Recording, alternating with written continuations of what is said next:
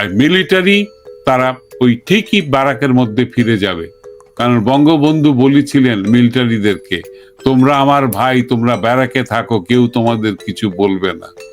আমি আজকে বঙ্গবন্ধু সেই ভাষণ এর উদ্ধৃতি দিয়ে বলছি, আপনারা ব্যারাকে থাকেন, যদি পক্ষ অবলম্বন করতে না চান ব্যারাকে থাকেন, দেখেন বাংলাদেশের মানুষ নিজেদের ভাগ্য নিজেরাই ইয়ে করে মানে শুধরে নেবে। এই সরকার টিকতে পারবে না, তো সারা দেশ অচল হয়ে যেতে পারে, তখন কোন সামরিক বাহিনী ক্ষমতা দখল করতে পারে, অবরুদ্ধ হয়ে যাবে বাংলাদেশ, এবং তখন তিনি আসবেন। তিনি তারেক রহমানের মতো পালিয়ে যুগের পর যুগ বাইরে থেকে ইন্টারনেটের নেতৃত্ব দেবেন না, তিনি আসবেন। তিনি তো জনগণের নেত্রী। তিনি যখনই এরকম অবরোধ শুরু হবে বাংলাদেশে এবং এই সরকারের পতন হবে, তখন তিনি এসে দাঁড়াবেন সবার সামনে। তখন তার পক্ষে তাকে যেভাবে 21শে আগস্টের বোমা হামলায় বডি শিল্ড করে তার সহ নেতা নেত্রীরা তাকে বাঁচিয়ে দিয়েছিলেন, এবার তাকে বডি শিল্ড দেবে গোটা বাংলাদেশের মানুষ, যারা মুক্তিযুদ্ধের পক্ষের, যারা স্বাধীনতার পক্ষে, যারা আওয়ামী লীগের পক্ষে। তারা শেখ হাসিনাকে বডি শিল্ড দেবে। কত লাখ মানুষ মারবে? বিএনপি জামাতের গুন্ডারা, মব বাহিনী কত লক্ষ মানুষ মারবে? শেখ হাসিনা ফিরে আসবেন এরকম একটি প্রবল অবরুদ্ধ বাংলাদেশে যখন এই অবৈধ সরকারের পতন হবে, তখন জনগণের মাঝখানে এসে দাঁড়াবেন, ক্ষমতায় না। আমার ধারণা তিনি এবার আসবেন যখন, তখন জনগণের মাঝখানে এসে দাঁড়াবেন। একবার প্রতিরোধ শুরু হয়ে গেলে মানুষ কিন্তু পথে বেরিয়ে আসবে। আমরা দেখতে পাচ্ছি এটা, যুদ্ধটা আরেকটু বড় হবে আর কি, কিন্তু হবে। এই যে ইউনূস গং যারা সরকার চালাচ্ছেন, প্রথম কথা তাদের যোগ্যতা নেই, দ্বিতীয় কথা তারা একটা শান্ত পরিবেশ হোক এটাই চান না। তারাই মবের সৃষ্টি করেছেন, মবের মাধ্যমে ক্ষমতায় এসছেন তারা, তাই না?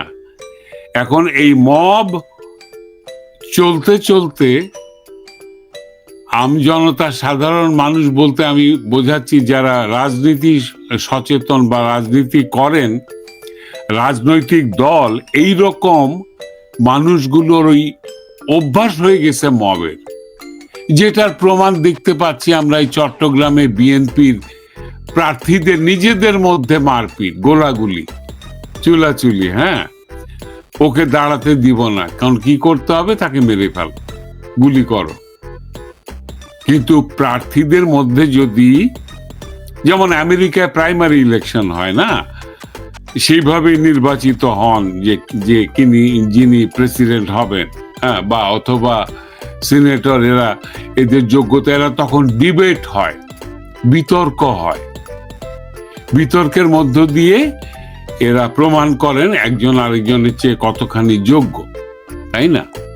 তো আমাদের দেশে বিতর্ক এগুলো করবে না, যদিও সবার কাছেই মিডিয়া আছে, কিন্তু এরা কি করবে, মেরে ফেলতে চায়। ওই যে মবের অভ্যাস হয়েছে, তো দেখেছে যে দল বেঁধে তাড়া করলে অন্য দল পালিয়ে যায়, কাজে ওইটাই ওরা চেনে। হ্যাঁ, কিন্তু জনগণের দ্বারে দ্বারে গিয়ে যদি জনগণকে বোঝানো হয় যে আমরা আপনাদের ভালো করব, আমরা এটা করব, বা আমরা এটা করেছি আগে, দেখেন এই জিনিসগুলো করছে না সরকার, আমরা কিন্তু এটা করতে চাই, এরকম একটা ইশতেহার নিয়ে গেলে, ঘরে ঘরে গেলে মানুষ হয়তো করুণা করে ভোটটা দিবে অথবা বিবেচনা করবে। কিন্তু বিপরীত প্রার্থীকে মেরে ফেলা আর আমি একাই থাকবো, একাই খাবো, এগুলো তো মব সন্ত্রাস, এগুলো তো ডাকাতি। এবং এই ডাকাতি করে যদিও ইউনূস সরকার এসেছেন, কিন্তু এই ডাকাতদের তো মানে জনগণ থেকে উঠে আসেনি, কাজে তাদের কোনো ভিত্তিভূমি নাই। আমরা জানি যে কারা ক্ষমতায় আছেন, কারা সামনে আছেন, কারা আড়ালে আছেন, কাদের নির্দেশে কাদের ইশারায় সরকার চলছে, কারা ভান করছেন যে ভাই আমরা না পারতে এটা করছি, আমরা কিন্তু চলে যেতে চাই। ওই প্রথম দিন এসেই বলেছিলেন যে আমাকে না চাইলে আমি কিন্তু চলে যাব, আর যদি থাকি তাহলে আমি সব সংস্কার করে তারপরে ইলেকশন দিয়ে তারপরে যাব। আর কেউ কেউ বলতে লাগলেন, মানে যেটা অবশ্যই যে না না স্যার আপনি থাকেন, আপনি আজীবন থেকে যান। হ্যাঁ, তো এগুলো আমরা সব জানি। বাংলাদেশের মুক্তিযুদ্ধের স্মৃতিকে ধারণ করেন এরকম জনসংখ্যা এখন মাইনরিটি বলা যায়, বা তাদের তো বংশধররা রয়েছে, তাদের চিন্তা ভাবনা রয়েছে, আমরা টের পাই সেগুলো। সেই জাগরণ কিন্তু এগিয়ে আসছে। সেটা যদি এগিয়ে আসে তাহলে ইলেকশন করা মুশকিল হবে।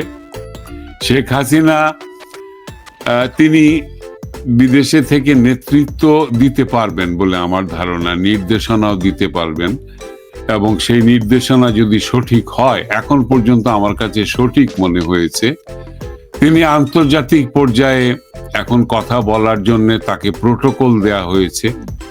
ভারত সরকার 1971-এর সংবিধান যেটা আমাদের, সেই সংবিধান অনুযায়ী সংবিধানকে মান্য করে তাকে একটা পার্শ্ববর্তী প্রতিবেশী দেশের প্রধানমন্ত্রী হিসাবে প্রোটোকল দিচ্ছে।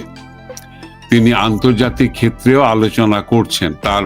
তার পক্ষ নিয়ে আমরা যারা প্রবাসে আছি, আমরা বিভিন্নভাবে মুভমেন্ট করছি। আমরা ইউনূসের বিরুদ্ধে মামলা করেছি, আমরা বাংলাদেশের সংখ্যালঘুদের উপরে অত্যাচার, ইউনূস বাহিনীর, জামাতে ইসলাম, বিএনপির অত্যাচার নিয়ে আমরা জেনেভাতে মামলা করেছি। সেটার জেনেভা কনভেনশনের সেটার প্রামাণ্য সবকিছু প্রমাণ আমরা উপস্থিত করব। তো এইসব কারণে একটা চাপ তো সৃষ্টি হয়েছে ইউনূস সরকারের উপরে, ইলেকশন দিতে হবে। হ্যাঁ, তো এখন ছেড়ে পালাতে পারবে না। এখন আমরা কোথায় এলাম তাহলে রূপক?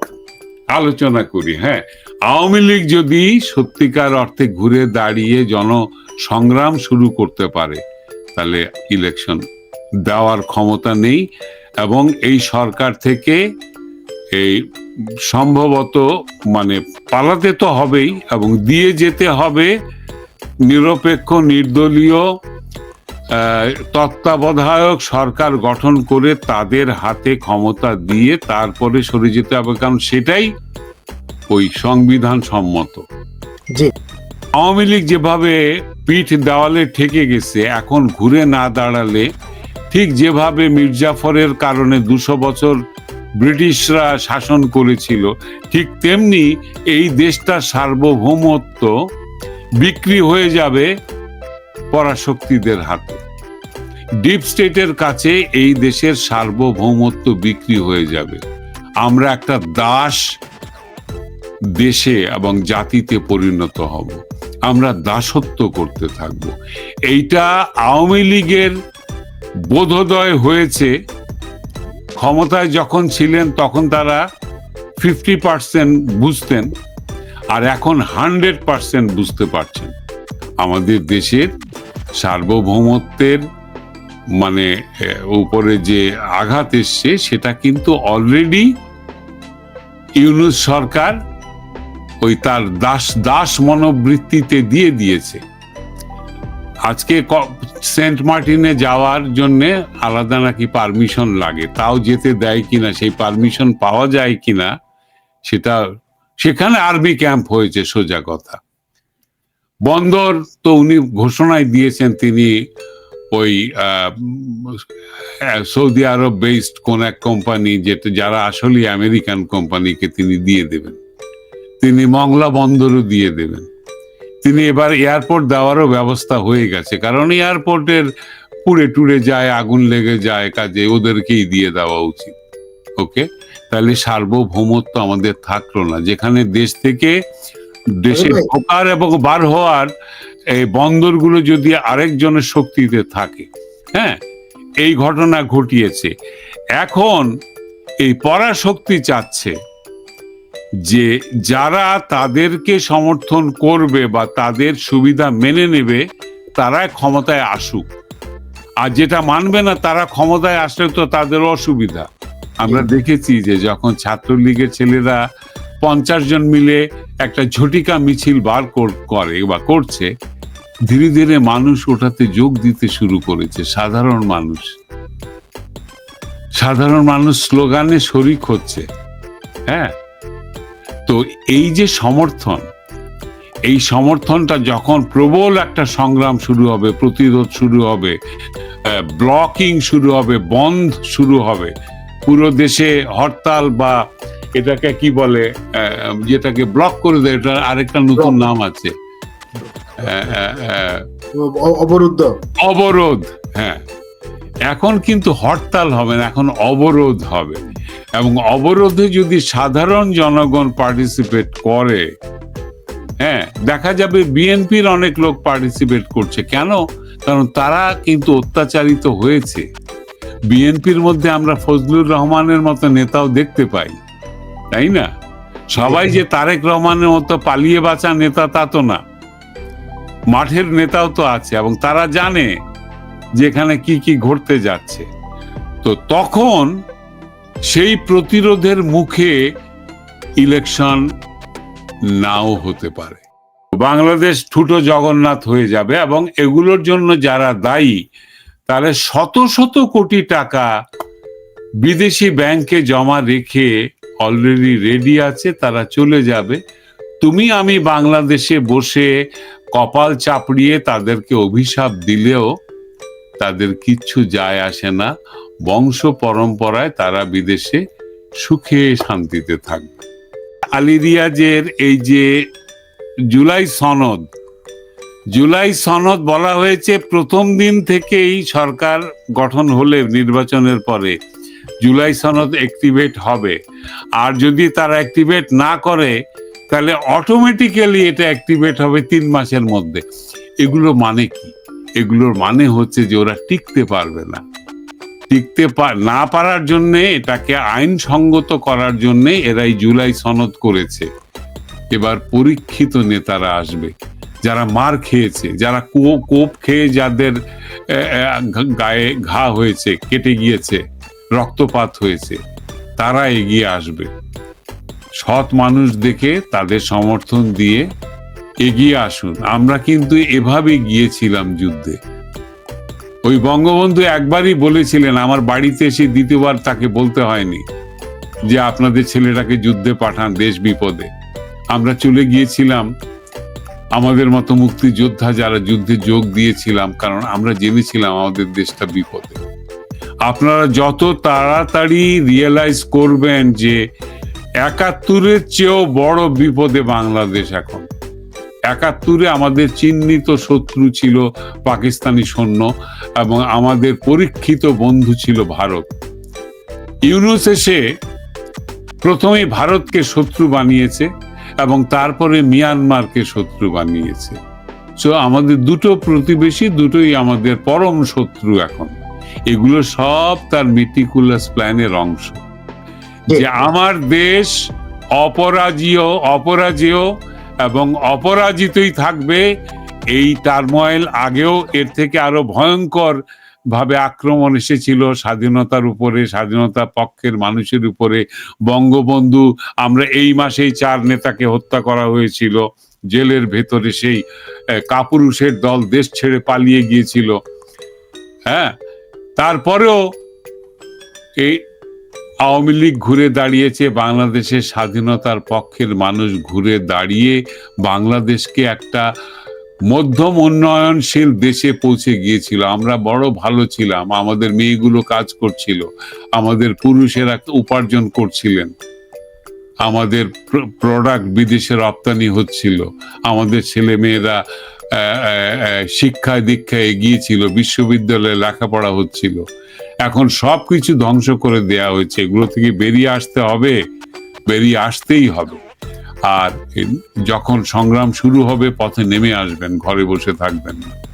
অনেক বিপদে আছে। আমি এই দেশে ৪৫ বছর, আমার কিচ্ছু যায় আসে না বাংলাদেশ যদি সুনামিতে তলায় যায়, মানে যায় আসে না এই অর্থে বলছি যে আমার তো চাক্কার পাম্পটা তো, গাড়ির চাক্কার পাম্পটাও তো কমে যাবে না, কিন্তু আমি কেন গত 16 মাস আমি ঘুমাতে পারি না। আমার সাইকিয়াট্রিক ডাক্তার পর্যন্ত বলেছে যে তোমার হার্ট অ্যাটাক হয়ে যাবে যে কোনো মুহূর্তে, তুমি এত উত্তেজিত হয়ে ওঠো। কিন্তু আমি রূপক কি করে সহ্য করব যে ঘরের ভেতরে ঢুকে আমার মা বোনকে, আমার হিন্দু মা বোনকে অত্যাচার করছে, তাদের সবকিছু লুটে নিয়ে যাচ্ছে, তাদের পরম শ্রদ্ধার পূজার জায়গাকে অপবিত্র করছে, লাশ ফেলে দিচ্ছে, লাশ ভেসে উঠছে বিলে বাজারে, শাড়ি পেঁচানো লাশ, উবু হয়ে পড়ে থাকা নারীদের লাশ আমি দেখতে পাচ্ছি, কুবিয়ে হত্যা করা 12 বছরের 14 বছরের ছেলে, হ্যাঁ, এগুলো আমি দেখতে পাচ্ছি ইপিজেড পুড়ে যাচ্ছে। আমি ঘুমের মধ্যে আমি দেখি আগুন আর ধোঁয়ায়, ইপিজেড এর আগুন আর ঢাকা এয়ারপোর্টের আগুন আর নারায়ণগঞ্জের কি বলে মিলের আগুন, সব আগুন, চারদিকে আগুন জ্বলছে, পুড়িয়ে দিচ্ছে সব। আমার ভিতরে মাথার মধ্যে সারাক্ষণ আমার দেশটা পুড়ে যাচ্ছে। আমি আমার বিবেকের কথা বলছি, আমি সাধারণ মানুষের কথা বলছি। আমি শুধু একবার ভাবতে বলছি যে আপনারা একটা ভিক্ষুককে ভিক্ষা দেওয়ার সময় আপনাদের রাগ হয়, খালি এত ভিক্ষা চাস কেন, এত ফকির কেন? আজকে 18 লক্ষ মেয়ে চাকরি হারিয়েছে, যারা সুন্দরভাবে গার্মেন্টসে চাকরি করত, বিশ্বমানের কাজ তাদের, তারা ট্রেনিং পেয়েছে, তারা চাকরি করছে, তাদের একটা মেস করে থাকছে, তাদের কালার টেলিভিশন আছে, তাদের রেফ্রিজারেটর আছে, তারা ছুটি ছাটায় দেশে যায়, গ্রামের বাড়িতে যায়, সবার জন্য কাপড় চোপড় নিয়ে যায়, তারা বাবা মাকে ভাই বোনকে সাপোর্ট দিয়ে যাচ্ছে ফাইন্যান্সিয়ালি। সেই মেয়েগুলো চাকরি হারিয়েছে, 18 লক্ষ মেয়ে। যে সুনামির মতো একটা শক্তি, সেখানে কিন্তু কেউ টিকবেন না।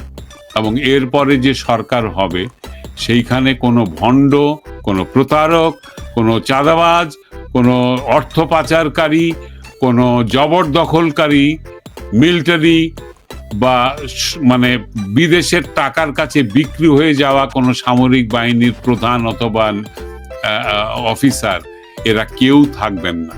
সবার বিচারও হবে অথবা পালিয়ে যাবেন দেশ থেকে, সেটা অন্য ব্যাপার।